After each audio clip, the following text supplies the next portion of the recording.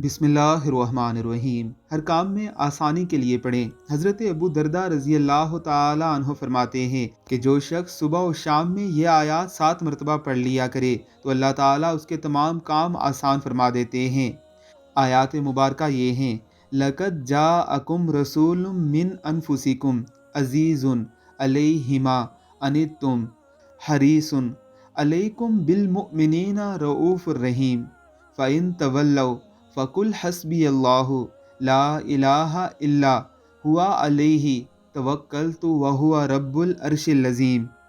ایک بار پھر سے سن لیجئے: لَقَدْ جَاءَكُمْ رَسُولٌ مِّنْ أَنفُسِكُمْ عَزِيزٌ عَلَيْهِ مَا عَنِتُّمْ حَرِيصٌ عَلَيْكُمْ بِالْمُؤْمِنِينَ رَءُوفٌ رَحِيمٌ فَإِن تَوَلَّوْا فَقُلْ حَسْبِيَ اللَّهُ لَا إِلَٰهَ إِلَّا هُوَ عَلَيْهِ تَوَكَّلْتُ وَهُوَ رَبُّ الْعَرْشِ الْعَظِيمِ۔